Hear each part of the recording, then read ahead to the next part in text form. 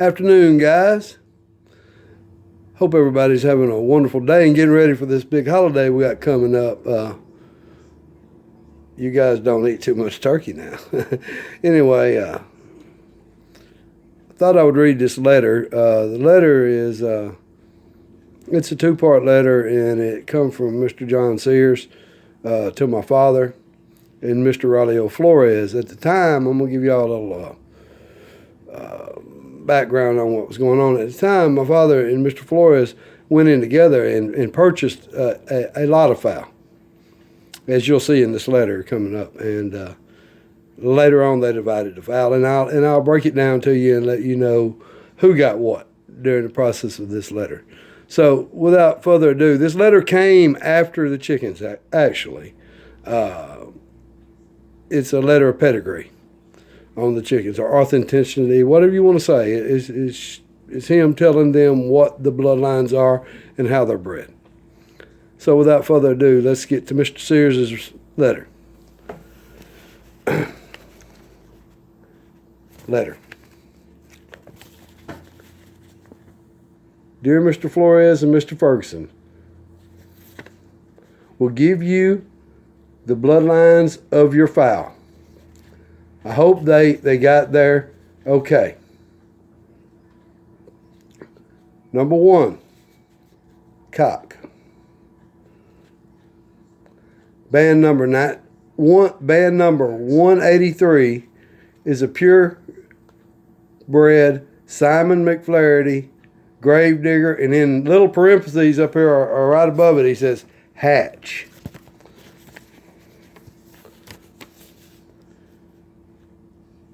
Is a two-time Derby winner. His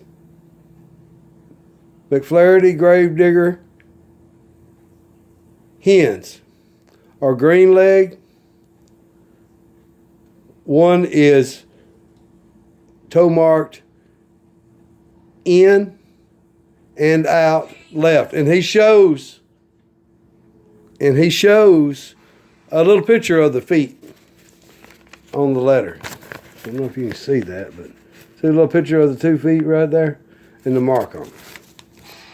And that's going to be the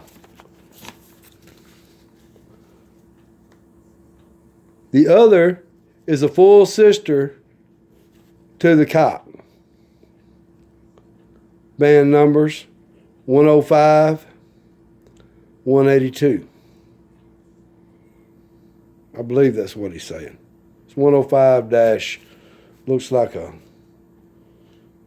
82, which would make sense. The cock was 183, so I'm deciphering here the best I can. And if you've ever had a letter from Mr. Sears, you understand what I'm saying. He's like me. And from the slant, I'm wanting to say, no, he's right-handed. I think he's right-handed. I think I slant mine the other way. I'm left-handed. I'm one of those special people. And, okay, now that's your cock. And I'm going to go ahead and give you a little history of what happened.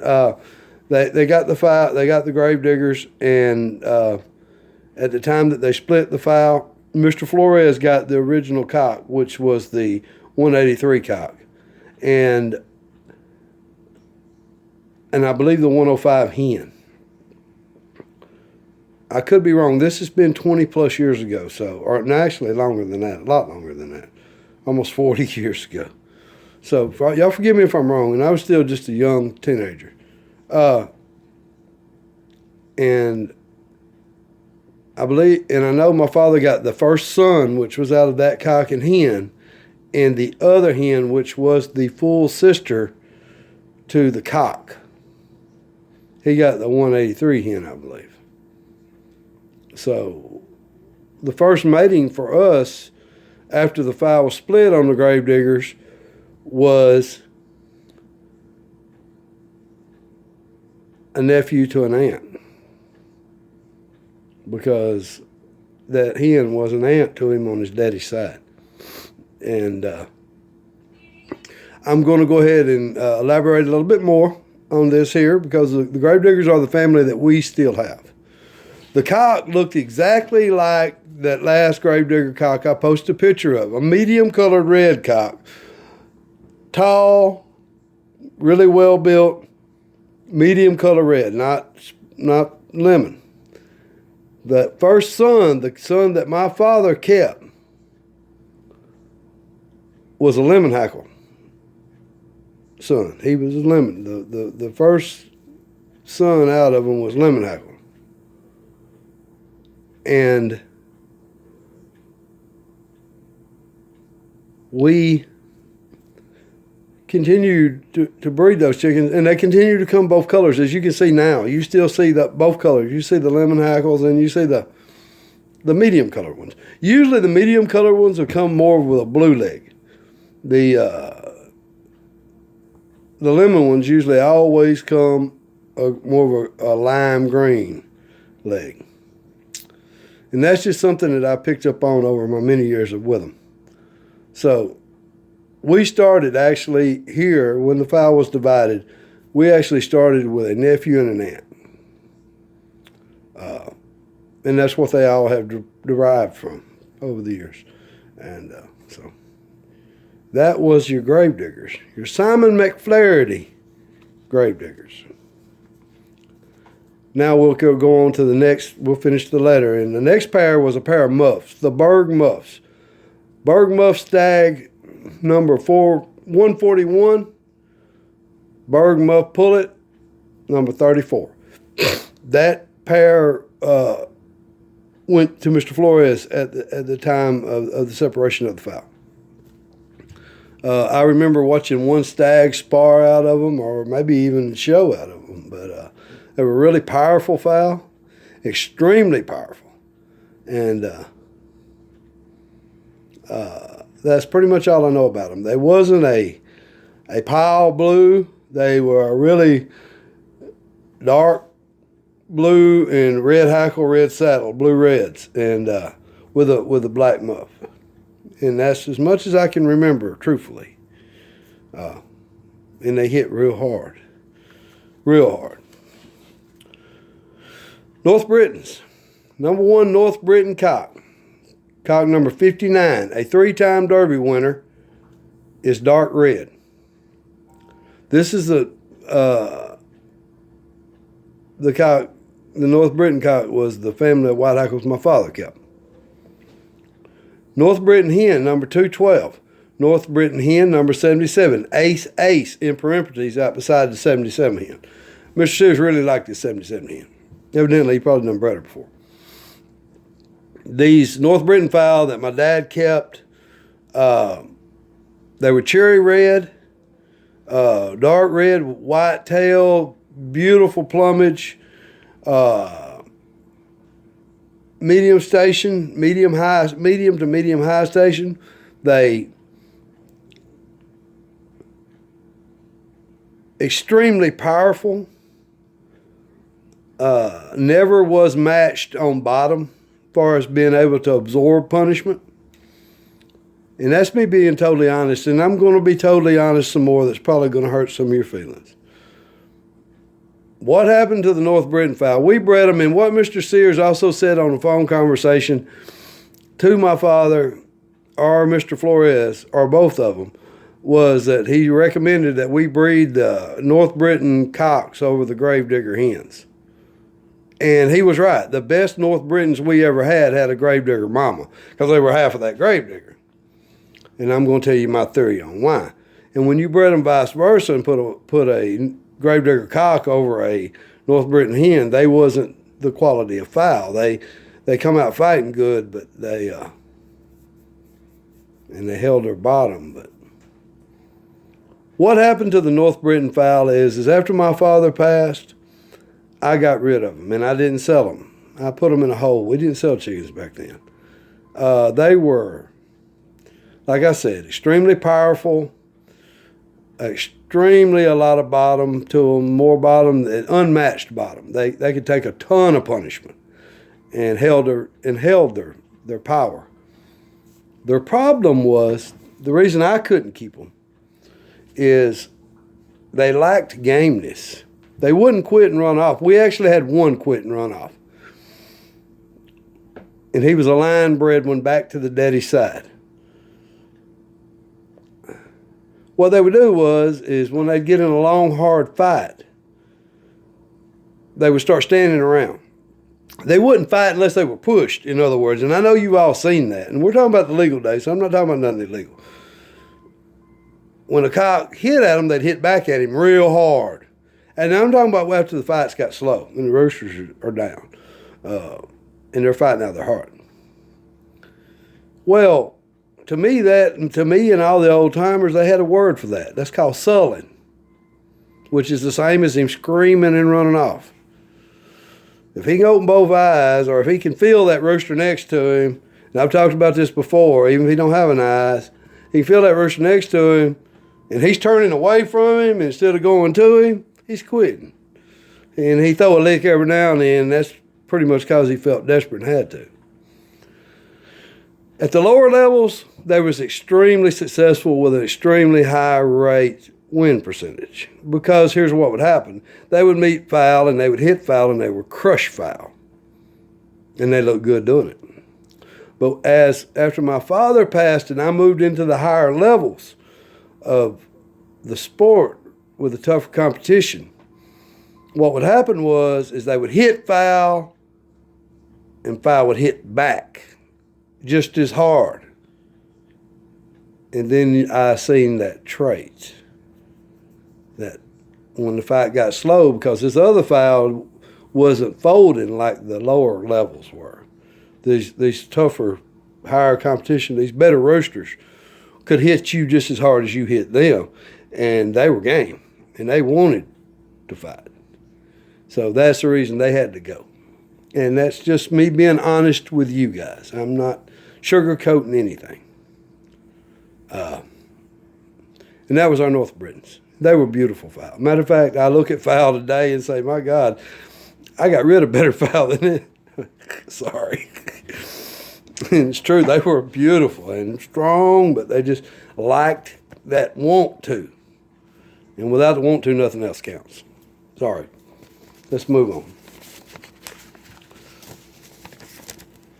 The Lomond cock. Now, the Lomonds, again, like the Muffs, went with Mr. Flores. The Lomond cock, number 192, is a one-time Derby winner. Lomond hen, number 211, is a double ace full sister to my money cock. In other words, what he's talking about. Then he has Lomond hen 187. Evidently, he's talking about this 211 hen being a double. He's used the term double ace and ace a couple times. I guess these are hens he really likes. Now, Mr. Flores got these fowl, and I don't know a lot about what happened to him, but I've heard that he put some. He crossed them on several families and never did get what he wanted out of them, and he got rid of them too. I'm sure. Mr. Flores, like me, he's not gonna play games. He understands what it takes. He's a very good rooster man, still a really good friend of mine, and knowed him since we was kids. And I guarantee you, if he didn't keep them, there was a reason why. And that's the end of the letter. But I'm going to do it. Hope this helps you out, and good luck with the fowl. Sincerely, John A. Sears. That's the letter. And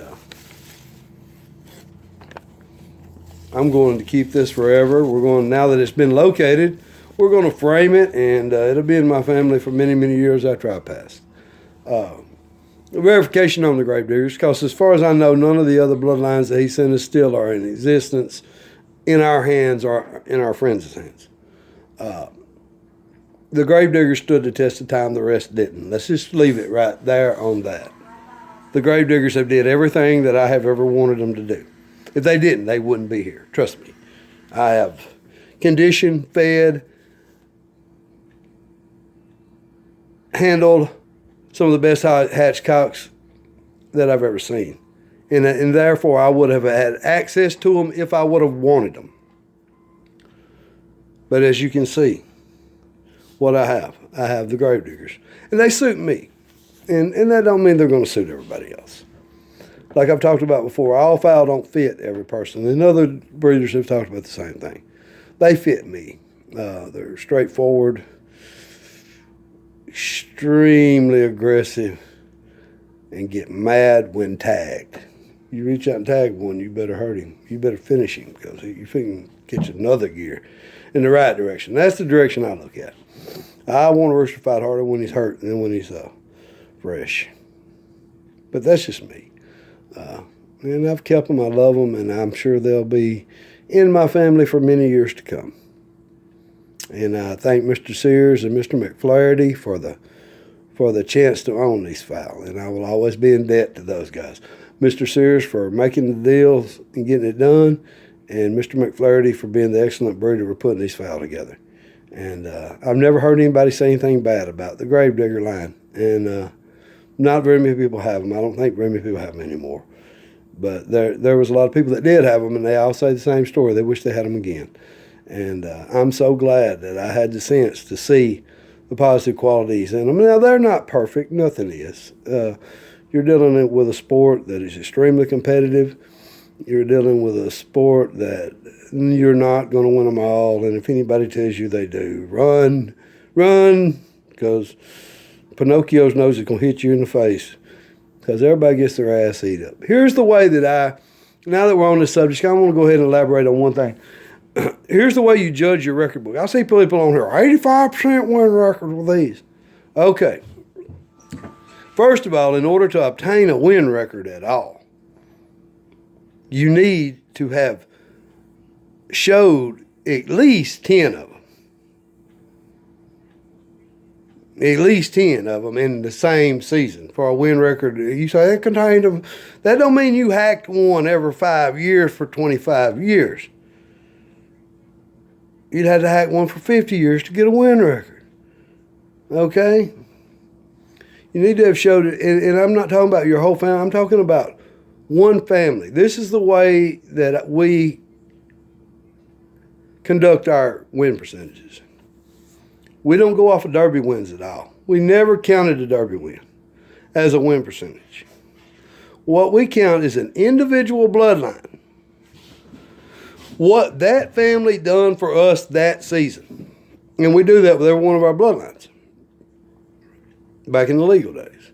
Say the Gravediggers, if we fought, I'm just going to throw a number out there. And I'm just trying to give you an idea of the way to do your win percentage. If your Gravediggers, if you fought 10 of them and you won 7, then you had a 70% win record. Same way with anything else, your McLeans or your brown red sweaters, whatever you may own. Now, I'm going to tell you something else about win percentages that most people don't tell you, and they know because they don't want to tell the truth about how many they really win. The more chickens you show out of any bloodline, and anybody tells you any difference, lying, the lower your win percentage will be.